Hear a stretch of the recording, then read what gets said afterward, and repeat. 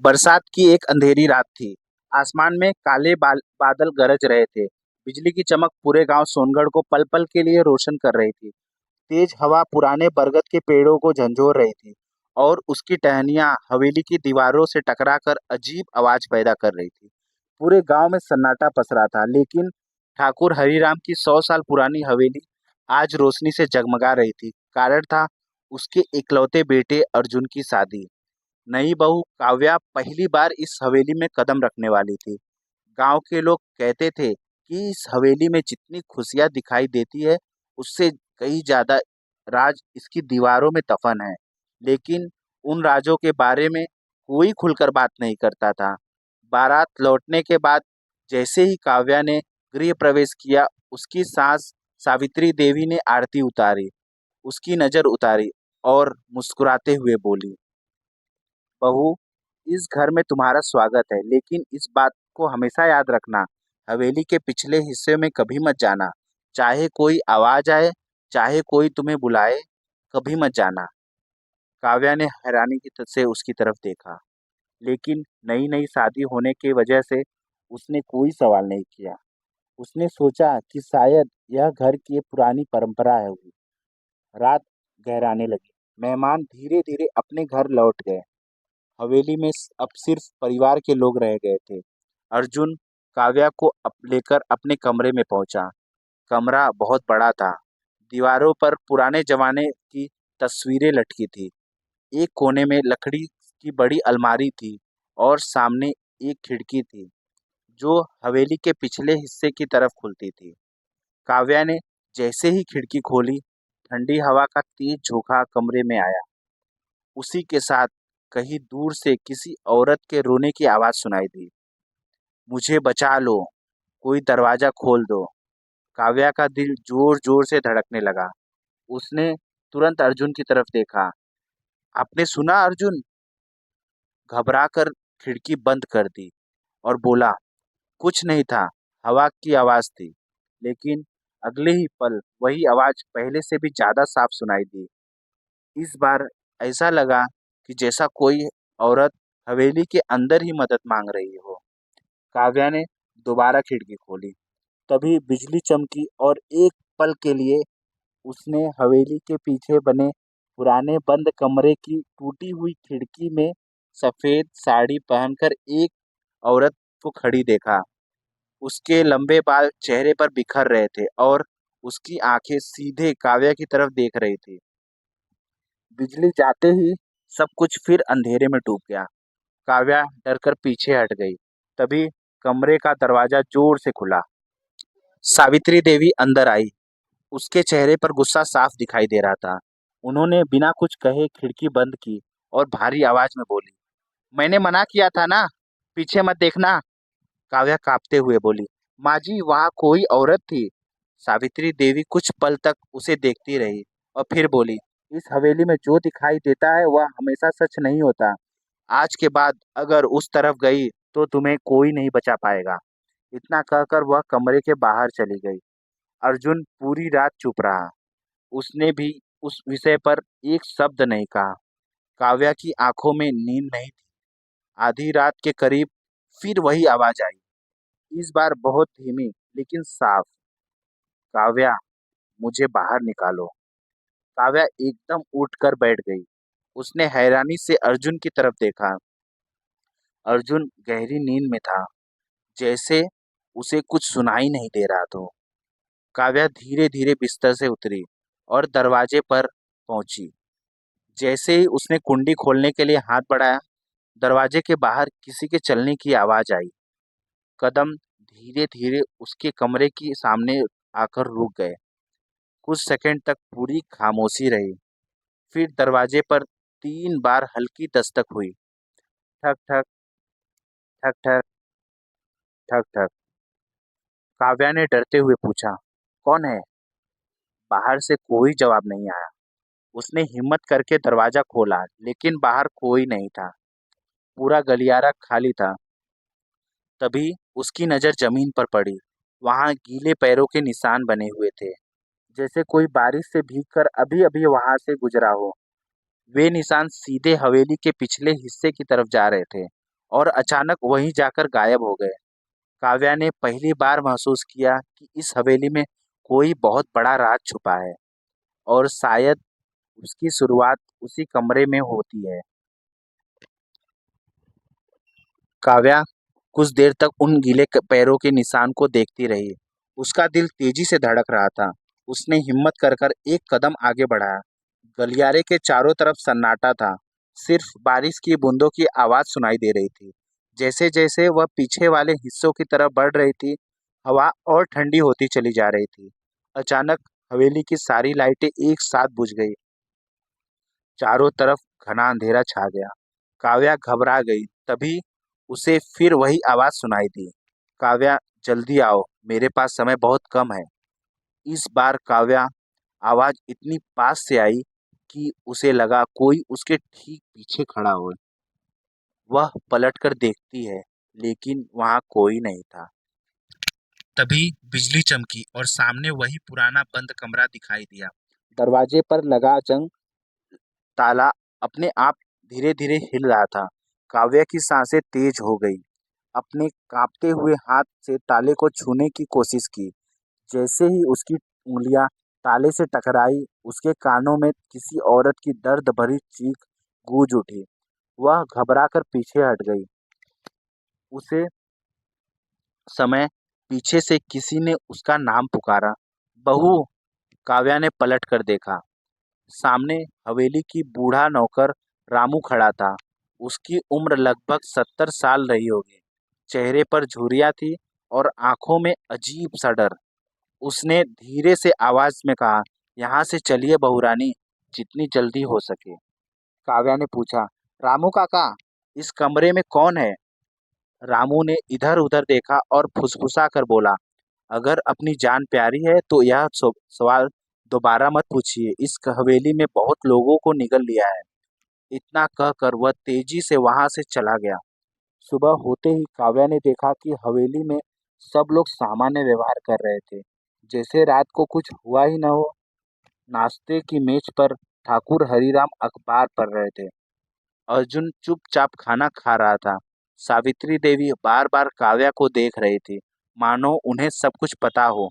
तभी ठाकुर हरीराम बोले, आज शाम गांव के मेले का आयोजन है, बहू भी जाएगी। सावित्री देवी ने तुरंत कहा, हाँ, लेकिन सूरज डूबने के पहले हवेली लौट आना। उनकी आवाज में आदेश साफ झलक रहा था। शाम को काव्या गांव के मेले में पहुंची। वहां रंग बिरंगे दुकानों, झूले, लोकगीतों की आवाजें थी, लेकिन उनकी नजर एक बूढ़ी औरत पर जाकर ठहर गई। वह लगातार काव्या को देख रही थी। कुछ देर बाद उसने इशारे में काव्या को अपने पास बुलाया। काव्या जैसे ही उसके पास पहुंची, बूढ़ी औरत ने उसका हाथ पकड़ लिया और बोली, तुम उसी हवेली की नई बहू हो ना? काव्या ने सिर हिलाया। बूढ़ी औरत की आंखों में आंसू आ गए। उसने कहा, उस हवेली में जितनी जल्दी हो सके निकल जा। वहां हर नई बहू के साथ ऐसी घटना होती है। काव्या ने घबरा कर पूछा, कौन सी घटना? बूढ़ी औरत कुछ कहते ही वाली थी कि अचानक दो आदमी आ गए। उन्हें देखते ही बूढ़ी औरत डर गई और बिना कुछ बोले भीड़ से गायब हो गई। काव्या हैरान रह गई। रात होने लगी थी। वह जल्दी जल्दी हवेली लौटने लगी। रास्ते में उसे महसूस हुआ कि कोई उसका पीछा कर रहा है। उसने कई बार पीछे मुड़कर देखा, लेकिन हर बार सड़क खाली मिलती। जब वह हवेली के मुख्य दरवाजे पर पहुंची, तो उसने राहत की सांस ली। लेकिन जैसे ही अंदर कदम रखा, उसकी नज़र दीवार पर लगी एक पुरानी तस्वीर पर पड़ी।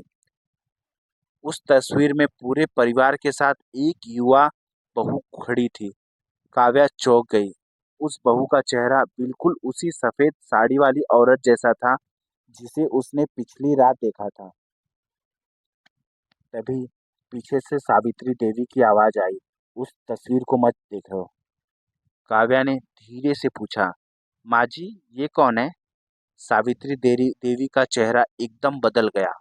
उन्होंने ठंडी आवाज में कहा, यह इस घर का बीता हुआ अध्याय है।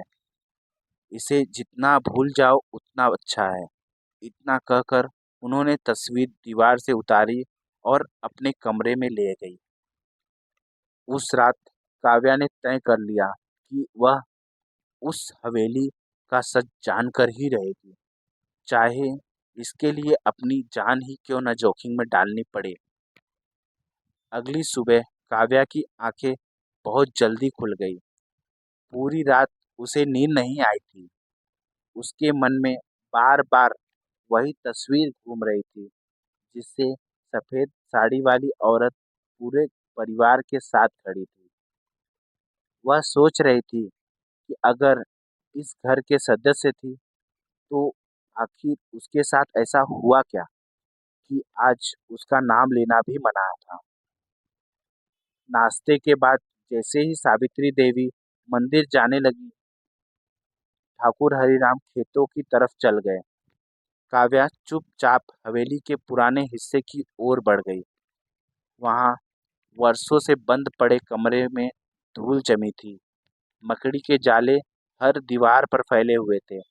तभी उसकी नज़र एक छोटे से लकड़ी के दरवाजे पर पड़ी, जो आधा खुला हुआ था।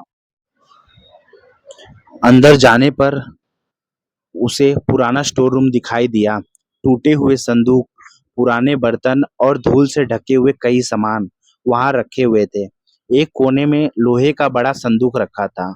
उस पर मोटी धूल जमी थी, जैसे वर्षों से किसी ने उसे छुआ न हो।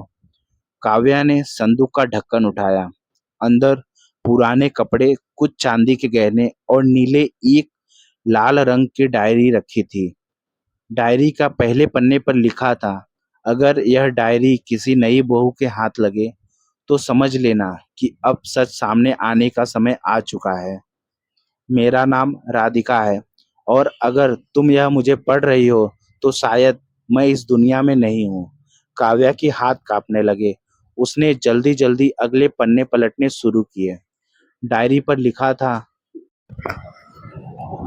डायरी में लिखा था कि राधिका भी इस घर की बहू थी। शादी के कुछ दिन बाद उसे भी हर रात किसी के रोने की आवाज सुनाई देती थी। उसने भी पीछे वाले कमरे में सच जानने की कोशिश की थी, लेकिन जैसे जैसे वह सच के करीब पहुंचती गई, पूरे परिवार का व्यवहार उसके साथ बदलता गया। आखिरी पन्ने पर सिर्फ एक अधूरा वाक्य लिखा था, अगर तुम पीछे वाले कमरे का ताला खोलोगी तो। इसके बाद पन्ने पर स्याही फैली हुई थी, जैसे किसी ने डायरी छीन ली हो। उसी समय बाहर किसी के कदमों की आवाज आई। काव्या घबरा गई। उसने तुरंत डायरी अपने दुपट्टे में छुपा ली और स्टोर रूम के बाहर निकल गई। सामने रामू काका खड़े थे। उन्होंने धीरे से कहा, बहू रानी, आपको यह डायरी नहीं पढ़नी चाहिए थी। काव्या चौंक गई। आपको कैसे पता रामू काका? रामू काका ने गहरी सांस ली और बोले, क्यों, यह डायरी मैंने ही छिपाई थी ताकि एक दिन कोई सच जान सके। काव्या ने उत्सुक होकर कहा, राधिका के साथ क्या हुआ था रामू काका? रामू काका की आंखें भर आई। उन्होंने कहा, राधिका अचानक गायब नहीं हुई थी, उसे गायब किया गया था। उस यह सुनते ही काव्या के पैरों तले जमीन खसक गई। इतने में हवेली के बाहर जीप रुकने की आवाज आई। ठाकुर हरिराम उम्मीद से पहले वापस लौट आए थे। रामू काका घबरा गए। बहू रानी, अभी यहाँ से चली जाइए। अगर मालिक ने आपको मेरे साथ देख लिया तो हम दोनों मुसीबत में पड़ जाएंगे। काव्या जल्दी से अपने कमरे में लौट आई, लेकिन उसके मन में अब एक सवाल था। राधिका को किसने गायब किया? रात को खाना खाने के बाद अर्जुन अचानक बोला, कल मुझे शहर जाना है, 2 दिन बाद लौटूंगा। यह सुनकर काव्या और भी बेचैन हो गई। उसे लगा कि अर्जुन ने जाने के बाद शायद यह हवेली का सच जानने का मौका मिल जाएगा। आधी रात हुई, फिर वही आवाज गूंजी, काव्या, देर मत करो, मेरे पास समय बहुत कम है। इस बार काव्या डरने के बजाय आवाज का पीछा करने लगी। वह धीरे धीरे पीछे वाले कमरे तक पहुंची। तभी उसने देखा कि जंग लगा ताला अपने आप खुलकर जमीन पर गिर गया। दरवाजा धीरे धीरे चरमराते हुए खुलने लगा। कमरे के अंदर घना अंधेरा था और उसी अंधेरे में चमकती हुई आंखें काव्या को घूर रही थी। काव्या कुछ पल के लिए वहीं जम गई। उसकी सांसें तेज चलने लगी। कमरे के भीतर गुप्त अंधेरा था और सिर्फ बाहर चमकती बिजली की रोशनी कुछ सेकंड के लिए अंदर तक पहुंच रही थी। जैसे ही अगली बार बिजली चमकी, उसने देखा कि सामने कोई इंसान खड़ा है। उसके लंबे बाल चेहरे पर बिखरे हुए थे और सफेद कपड़े धूल से सने हुए थे। काव्या चीखने वाली थी कि उस औरत ने अपने ओठों पर उंगली रख दी और धीरे से बोली, चुप, अगर आवाज निकली तो हम दोनों मारे जाएंगे। काव्या की धड़कन और तेज हो गई। उसने कांपती आवाज में पूछा, तुम कौन हो? औरत की आंखों में आंसू बहने लगे। उसने कहा, मैं भूत नहीं हूँ, मेरा नाम राधिका है, इसी हवेली की पहली बहू। यह सुनते ही काव्या के होश उड़ गए। उसने हैरानी से कहा, लेकिन पूरे गांव में तो कहा जाता है कि तुम मर चुकी हो। राधिका हल्की सी मुस्कुराई और बोली, यही झूठ तो इस हवेली की सबसे बड़ी ताकत है। कमरे के अंदर एक छोटी सी लालटेन जल रही थी। उसकी रोशनी में काव्या ने देखा कि कमरा जेल की तरह बना हुआ था। दीवारों पर लोहे की मोटी जंजीरें लगी थी। एक कोने में सूखी रोटियां पड़ी थी और मिट्टी का घड़ा रखा था। राधिका का चेहरा कमजोर हो चुका था। ऐसा लग रहा था जैसे एक कई साल से धूप तक नहीं पाई हो। काव्या की आंखों में आंसू आ गए। उसने पूछा, तुम्हें यहाँ किसने बंद किया? राधिका ने जवाब देने के बजाय पहले दरवाजा के अंदर किया, फिर बहुत धीमी आवाज में बोली, इस हवेली का सबसे बड़ा दुश्मन कोई भूत नहीं, बल्कि लालच है। काव्या ध्यान से उसकी बात सुनने लगी। राधिका बोली, जब मेरी शादी इस घर में हुई थी तब मुझे भी सबने बहुत प्यार दिया, लेकिन कुछ दिनों बाद मुझे पता चला कि ठाकुर हरिराम के पास जितनी जमीन दिखाई देती है उससे कहीं ज्यादा जमीन दूसरे लोगों के नाम पर छिपा कर रखी गई है। कई किसानों से धोखे से कागज पर अंगूठा लगाए गए थे। मैंने इसका विरोध किया। उसी दिन से मैं इस परिवार की दुश्मन बन गई। एक रात मुझे बेहोशी की दवा देकर कमरे में बंद कर दिया गया। अगले दिन पूरे गांव में खबर फैला दी गई कि मैं कुएं में गिरकर मर गई। किसी ने मेरी लाश नहीं देखी, लेकिन सबने उनकी बात पर यकीन कर लिया। काव्या का पूरा शरीर कांप उठा। उसने कहा, लेकिन अर्जुन, क्या उसे यह पता नहीं था? राधिका कुछ पल चुप रही, फिर बोली, मुझे नहीं पता कि उसे कितना सच मालूम है, लेकिन इतना जरूर जानती हूँ कि इस हवेली में कोई ऐसा है जो हर बात ठाकुर हरिराम के पास पहुंचाता है। किसी पर भरोसा मत करना। उसी समय बाहर किसी के चलने की आवाज आई। दोनों एकदम चुप हो गए। कदम धीरे धीरे दरवाजे के पास आकर रुक गई। कुछ सेकंड बाद किसी ने बाहर से दरवाजे का हैंडल घुमाने की कोशिश की। काव्या का दिल जोर जोर से धड़कने लगा। राधिका ने लालटेन बुझा दी। पूरा कमरा अंधेरे में डूब गया। बाहर से भारी आवाज आई। दरवाजे खुल गया। फिर किसी ने ताला लगाया और दोबारा बाहर से लगा दिया। कुछ देर बाद कदमों की आवाज दूर चली गई। राधिका ने राहत की सांस ली। उसने अपने कपड़ों के अंदर से एक पुरानी चाबी निकाली और काव्या को देते हुए बोली, यह हवेली के तहखाने की चाबी है। असली राज वहां छुपा है। अगर सच दुनिया के सामने लाना है तो कल रात ठीक 12 बजे तहखाने में जाना। लेकिन याद रखना, अगर किसी को पता चल गया कि तुम मुझसे मिली हो तो अगली कैदी तुम होगी। काव्या ने चाबी अपने दुपट्टे में छुपा ली और किसी तरह कमरे के बाहर निकल आई। वह चुपचाप अपने कमरे की ओर जा रही थी कि अचानक पीछे से किसी ने उसके कंधे पर हाथ रखा। वह घबराकर पलटी। सामने अर्जुन खड़ा था। उसकी आंखें गुस्से से लाल थी। वह धीरे धीरे बोला, काव्या, इतनी रात को तुम पीछे वाले हिस्से में क्या कह रहे थे? अर्जुन की आवाज सुनते ही काव्या का गला सूख गया। उसके हाथ पे पकड़ी चाबी उसके तुरंत अपने दुपट्टे पे छिपा ली। अर्जुन उसकी आंखों की तरफ देखते हुए बोला, मैंने तुमसे पूछा, इतनी रात को क्या कर रही हो यहाँ? काव्या ने खुद को संभालते हुए कहा, मुझे नींद नहीं आ रही थी, इसलिए ऐसे ही टहलने के लिए निकल आई। अर्जुन ने कुछ पल तक उसे घूरता रहा, फिर बोला, इस हवेली में रात के समय जितना कम घूमोगी उतना अच्छा रहेगा। चलो कमरे में। दोनों बिना कुछ बोले वापस लौट आए, लेकिन काव्या समझ चुकी थी कि अर्जुन उससे कुछ छुपा रहा है। अगले दिन अर्जुन शहर चला गया। उसके जाते ही काव्या ने राहत की सांस ली। पूरा दिन उसने किसी तरह समय बिताया। शाम को रामू काका चुपके से उसके कमरे में आए। उन्होंने धीरे से पूछा, क्या तुम राधिका से मिल चुकी हो? काव्या ने सिर हिलाते हुए दिया। रामू काका की आंखों में उम्मीद की एक नई किरण दिखाई दी।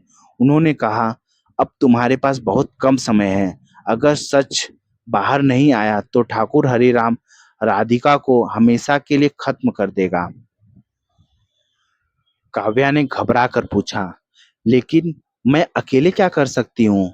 रामू काका बोले, तहखाने में ऐसा कागज छुपे हैं जो पूरे गांव की किस्मत बदल सकते हैं। वही इस हवेली का सबसे बड़ा राज है। रात के ठीक 12 बजे हवेली में फिर वही अजीब सन्नाटा छा गया। काव्या धीरे धीरे अपने कमरे से निकली। उसने चारों तरफ देखा। सब लोग सो चुके थे। उसने दुपट्टे में छिपी चाबी निकाली और पुराने गलियारे में होते हुए तहखाने की सीढ़ियों पर पहुंची। सीढ़ियां काई से भरी थी। नीचे से सीलन थी और मिट्टी की तेज गंध आ रही थी। हर कदम पर ऐसा लग रहा था जैसे कोई उसे पीछे पीछे चल रहा हो। उसने कई बार पीछे मुड़कर देखा, लेकिन वहां कोई नहीं था। राधिका ने के आखिर में एक लोहे का बड़ा दरवाजा दिखाई दिया। उसी पर वही निशान बना था जो उसे राधिका की डायरी में दिखाई दिया। काव्या ने कांपते हुए चाबी का ताले में डाला। ताला धीरे से खुल गया। दरवाजा चरमराते हुए खुला और अंदर गुप्त अंधेरा दिखाई दिया। उसने लैंटर्न जलाई। सामने लकड़ी की पुरानी अलमारियां थी जिसमें सैकड़ों फाइल रखे थे। एक मेज पर कई रजिस्टर रखे थे। काव्या ने पहला रजिस्टर खोला तो उसके होश उड़ गए। उसने पूरे गांव के किसानों का नाम लिखे थे और उसके सामने जमीन के नकली सौदे का हिसाब दर्ज था। कई लोगों के अंगूठे के नकली छाप लगाई गई थी। कई कागजों पर साफ दिखाई दिया था कि जिन लोगों ने विरोध किया उन्हें गांव छोड़ने पर मजबूर कर दिया गया। काव्या एक एक पन्ना पढ़ रही थी, तभी उसकी नजर एक फाइल पर पड़ी जिस पर बड़े अक्षरों में लिखा था, राधिका दुर्घटना रिपोर्ट। उसने फाइल खोली। अंदर डॉक्टर की रिपोर्ट थी जिसमें साफ लिखा था कि राधिका पूरी तरह स्वस्थ थी, लेकिन उसके ऊपरी दूसरी चिट्ठी रखी थी जिसमें लिखा था, गांव वालों ने बताया जाए कि वह बहू कुएं में गिरकर मर गई। किसी की लाश देखने की अनुमति नहीं होगी। यह पढ़ते ही काव्या की आंखों में आंसू आ गए। अब उसे यकीन हो गया कि राधिका सच कह रही थी। उसी समय तहखाने के बाहर किसी के कदमों की आवाज सुनाई दी। कोई धीरे धीरे सीढ़ियों उतर रहा था। काव्या घबरा गई। उसने जल्दी से फाइलें समेटी और एक बड़ी अलमारी के पीछे छिप गई। कुछ ही सेकंड बाद दरवाजा खुला। लालटेन की रोशनी में ठाकुर हरिराम अंदर आ गए। उसने उसके साथ सावित्री देवी भी थी। ठाकुर हरिराम ने चारों तरफ नजर दौड़ाई और बोले, मुझे यकीन है कोई हमारा राज तक पहुंच चुका है। सावित्री देवी ने धीमी आवाज में कहा, नई बहू पर मुझे पहले दिन से ही शक था। यह सुनते ही काव्या की सांसें रुक गई। ठाकुर हरिराम ने जेब से पिस्तौल निकाली और ठंडी आवाज में कहा कि अगर सच तक पहुंच गई है तो उसे भी राधिका की तरह हमेशा के लिए गायब करना पड़ेगा। काव्या अलमारी के पीछे खड़ी सब सुन रही थी और तभी उसके पैरों से एक पुरानी लोहे की बाल्टी टकरा गई। ठन। तहखाने में गूंजती उस आवाज के साथ ही ठाकुर हरिराम की नजर सीधे उसी अलमारी की तरफ उठ गई। बाल्टी के गिरते ही पूरे तहखाने में सन्नाटा छा गया। ठाकुर हरिराम ने पिस्तौल सीधी अलमारी की तरफ तान दी। सावित्री देवी घबरा कर बोली, कौन है वहां? काव्या ने अपनी सांसें रोक ली। उसके माथे पर पसीने बहने लगे। अगर वह एक पल भी और हिली और पकड़ी जाती। ठाकुर हरिराम धीरे धीरे उस अलमारी की तरफ बढ़ने लगे। उसके कदमों की आवाज तहखाने के दीवारों पर टकराकर गूंज रही थी। जैसे ही वे अलमारी के पास पहुंचे, ऊपर हवेली के आंगन में किसी भारी चीज के गिरने की आवाज आई। ठाकुर हरिराम रुक गए। उन्होंने सावित्री देवी से कहा, चलो ऊपर, पहले देखते क्या हुआ है। दोनों जल्दी जल्दी सीढ़ियां चढ़कर बाहर निकल गए। दरवाजे बंद होने की आवाज आते ही काव्या ने राहत की सांस ली। वह तुरंत अलमारी के पीछे से निकली और राधिका वाली फाइल, जमीन के नकली कागज और कुछ रजिस्टर अपने दुपट्टे में बांध लिया। जैसे ही वह बाहर निकलने लगी, उसकी नजर तहखाने की दीवार पर टंगे एक पुराने नक्शे पर पड़ी। नक्शे में हवेली के नीचे एक गुप्त सुरंग बनाई हुई थी, जो सीधे गांव के बाहर पुराने शिव मंदिर तक जाती थी। नीचे छोटे अक्षरों में लिखा था, आपातकालीन रास्ता। काव्या समझ गई थी कि यही रास्ता राधिका को बचाने के काम आ सकता है। वह फाइलें लेकर अपने कमरे में पहुंची और बिस्तर के नीचे छिपा दिया। पूरी रात उसकी आंखों में नींद नहीं आई। सुबह होते ही उसने रामू काका को सारी बात बताई। रामू काका नक्शा देखकर हैरान हो गए। उन्होंने कहा, मैं 40 साल से इस हवेली में हूँ, लेकिन मुझे भी इस सुरंग के बारे में पता नहीं था। अगर यह रास्ता सच है तो आज यह रास्ता हम राधिका को यहाँ से बाहर निकाल सकते हैं।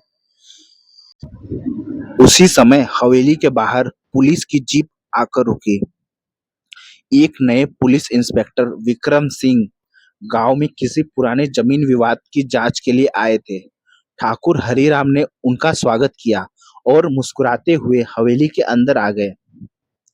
काव्या दूर से यह सब देख रही थी। उसे लगा कि शायद यही व्यक्ति उसकी मदद कर सकता है, लेकिन वह अभी भी भरोसा नहीं कर सकती थी। शाम को सावित्री देवी काव्या के कमरे में आई। उन्होंने मुस्कुराते हुए कहा, बहू, आज रात पूरे परिवार के साथ खाना खाना है, देर मत करना। उसकी मुस्कान में समझ आ गई कि उसकी हर हरकत पर नजर रखी जा रही है। रात के खाने के दौरान ठाकुर हरिराम बार बार काव्या की तरफ देखा करते थे। उन्होंने अचानक पूछा, बहू, तुम्हें इस हवेली में कोई परेशानी तो नहीं? काव्या ने मुस्कुराते हुए कहा, नहीं बाबूजी, सब ठीक है। ठाकुर हरिराम बोले, अच्छा है, क्योंकि इस घर में जो लोग जरूरत से ज्यादा सवाल पूछते हैं उनका अंजाम अच्छा नहीं होता। यह सुनकर काव्या का दिल बैठ गया, लेकिन उसने अपने चेहरे पर कोई डर नहीं आने दिया। आधी रात को रामू काका चुपचाप अपने कमरे में पहुंचे। दोनों नक्शा लेकर तहखाने की ओर बढ़े। उन्होंने दीवार पर बने एक पत्थर को दबाया। अचानक जमीन हिलने लगी और दीवार का एक हिस्सा धीरे-धीरे खुल गया। सामने एक संकरी सुरंग थी। अंदर से ठंडी हवा आ रही थी। दोनों लालटेन लेकर सुरंग में उतर गए। लगभग 15 मिनट तक चलने के बाद वे उस कमरे के नीचे पहुंचे जहां राधिका को कैद कर कर रखा गया था। रामू काका ने ऊपर से लकड़ी की पट्टियां हटाई। राधिका नीचे झांककर उन्हें देखकर रो पड़ी। मुझे पता था कोई एक दिन जरूर आएगा। काव्या ने उसका हाथ पकड़ लिया और कहा, आज तुम आजाद हो जाओगी। तभी अचानक सुरंग के दूसरी छोर पर किसी के कदमों की आवाज आने लगी। एक टॉर्च की तेज रोशनी सीधे उनके चेहरे पर पड़ी और अंधेरे में एक भारी आवाज गूंजी, बहुत बड़ी गलती कर दी तुम लोगों ने। काव्या ने ऊपर देखा। सामने पिस्तौल लिए अर्जुन खड़ा था।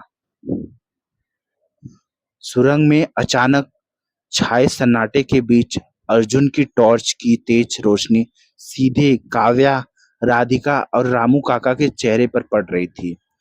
उसके हाथ पर पिस्तौल थी और चेहरे पर गुस्सा साफ दिखाई दे रहा था।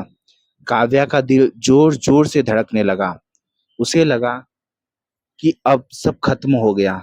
अर्जुन धीरे धीरे उनकी तरफ बढ़ा और बोला, मैंने तुमसे कहा था इस हवेली का राज जानने की कोशिश मत करना। काव्या की आंखों में आंसू आ गए। उसने कांपती आवाज में कहा, अगर तुम भी इन्हीं लोगों के साथ हो तो मुझे तुमसे कोई शिकायत नहीं, लेकिन कम से कम इस बेगुनाह औरत को आजाद तो कर दो। कुछ सेकंड तक अर्जुन चुप रहा। फिर उसने अचानक अपनी पिस्तौल नीचे कर दी। उसके चेहरे पर गुस्सा गायब हो गया। वह धीमी आवाज में बोला, मैं तुम्हारा दुश्मन नहीं हूं काव्या। यह सुनकर काव्या और रामू काका दोनों हैरान हो गए। अर्जुन ने गहरी सांस लेते हुए कहा, मैं पिछले 3 साल से अपने ही पिता के खिलाफ सबूत इकट्ठा कर रहा हूँ। अगर मैंने पहले ही सच बता दिया होता तो पिताजी तुम पर कभी भरोसा नहीं करते और तुम इस राज तक नहीं पहुंच पाती।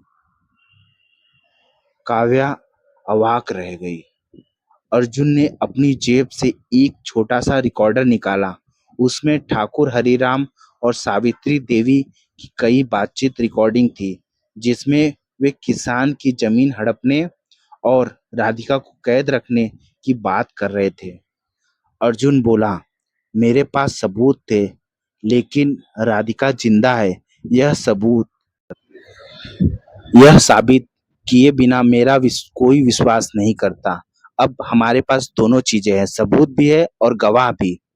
इतने में सुरंग के बाहर कई लोगों के दौड़ने की आवाज आने लगी। अर्जुन का चेहरा बदल गया। उसने कहा, वे लोग आ गए, जल्दी चलो। चारों सुरंग के दोनों दूसरे रास्ते की ओर भागने लगे। पीछे से ठाकुर हरिराम की आवाज गूंजी, कोई भी बचकर नहीं जाना चाहिए, पकड़ लो इन्हें। कुछ ही पलों में सुरंग के अंदर गोलियों की आवाज गूंजने लगी। धूल उठने लगी। रामू काका ने काव्या और राधिका को आगे धकेला। तभी एक गोली रामू काका के कंधे में लग गई। वे दर्द से कराहने लगे और जमीन पर गिर पड़े। काव्या उन्हें उठाने दौड़ी, लेकिन रामू काका ने उसका हाथ पकड़ लिया और बोले, नहीं बाहुरानी, अगर तुम रुकी तो यह सब मर जाएंगे। सच को गांव तक पहुंचा दो, यही मेरी आखिरी इच्छा है। काव्या रोते हुए आगे बढ़ गई। कुछ देर बाद चारों सुरंग के आखिरी छोर पर पहुंच गए। सामने पुराना शिव मंदिर था। मंदिर की बाहर सुबह की पहली किरणें फैलाने लगी थी। अर्जुन ने तुरंत अपने फोन से इंस्पेक्टर विक्रम सिंह के लोकेशन भेज दी। कुछ ही मिनटों में पुलिस की कई गाड़ियां मंदिर के बाहर पहुंच गई। इंस्पेक्टर विक्रम सिंह ने राधिका को देखा तो वे चौंक गए। उन्होंने तुरंत मेडिकल टीम को बुलाया। तभी पीछे से ठाकुर हरिराम और उसके आदमी भी मंदिर तक पहुंच गए। ठाकुर हरिराम गुस्से से चिल्लाए, यह औरत जिंदा नहीं रहनी चाहिए। उन्होंने पिस्तौल उठाई। लेकिन उससे पहले कि एक गोली चलने की आवाज गूंजी, सबकी नजर ठाकुर हरिराम की तरफ गई। उनके हाथ से पिस्तौल नीचे गिर चुकी थी और उनके सामने खड़ी थी सावित्री देवी। उसके हाथ में भी पिस्तौल थी और उनकी आंखों में आंसू बह रहे थे। उन्होंने कांपती आवाज में कहा, आज बहुत हो चुका, अब सच सबके सामने आएगा। सावित्री देवी के हाथ कांप रहे थे, उनकी आंखों से लगातार आंसू बह रहे थे। पूरे मंदिर परिसर में सन्नाटा छा गया। ठाकुर हरिराम दर्द से अपना हाथ पकड़कर उन्हें घूर रहे थे। इंस्पेक्टर विक्रम सिंह ने तुरंत पुलिस वालों को इशारा किया। कुछ ही सेकंड में ठाकुर हरिराम और उनके आदमियों को चारों तरफ से घेर लिया गया। लेकिन ठाकुर हरिराम अब भी गुस्से से चिल्लाए जा रहा था, सावित्री, तुमने अपने ही पति पर गोली चला दी।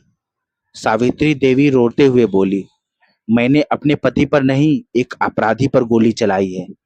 20 साल तक तुमने हर पाप को अपना धर्म समझकर छुपाती रही, लेकिन अब नहीं।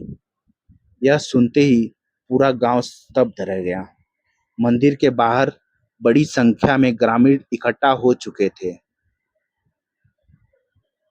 इंस्पेक्टर विक्रम सिंह ने सावित्री देवी से कहा, अगर आप सच जानती थी तो सबके सामने बताइए। सावित्री देवी ने गहरी सांस ली और बोली, राधिका ने कोई गलती नहीं की थी। उसने सिर्फ किसानों के साथ हो रहे अन्याय का विरोध किया था। हरिराम ने उनकी बात मानने के बजाय उन्हें रास्ते में से हटाने की योजना बनाई। गांव में उसकी मौत की झूठी खबर फैलाई गई और उसे हवेली के पीछे वाले कमरे में कैद कर दिया। जो भी इस राज के करीब पहुंचा, उसे डराकर या पैसे देकर चुप करा दिया गया। पूरा गांव गुस्से से भर गया और तभी अर्जुन आगे आया और उसने इंस्पेक्टर को तहखाने से लाए हुए सारे दस्तावेज, रिकॉर्डिंग्स और नकली जमीन के कागज सौंपा दिए। इंस्पेक्टर विक्रम सिंह ने सबूत देखते ही कहा, अब किसी को सफाई देने की जरूरत नहीं है, यह सबूत अदालत में काफी है। इतने में रामू काका को भी एम्बुलेंस से मंदिर लाया गया। डॉक्टर ने उनका इलाज शुरू कर दिया था। गोली कंधे को छूकर निकली थी, इसलिए उनकी जान बच गई। रामू काका ने राधिका को आजाद देखकर हाथ जोड़ लिए।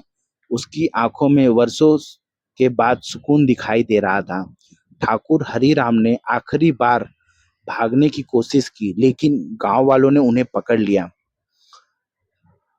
पुलिस ने हथकड़ी पहनाकर उन्हें जीप में बैठा दिया। जाते जाते उन्होंने काव्या की तरफ देखा और गुस्से में कहा, अगर तुम इस घर में नहीं आती तो मेरा राज कभी नहीं खुलता। काव्या ने शांत स्वर में जवाब दिया, झूठ चाहे कितने साल तक छुपा रहे, सच एक दिन रास्ता ढूंढ ही लेता है। कुछ महीनों बाद अदालत का फैसला आया।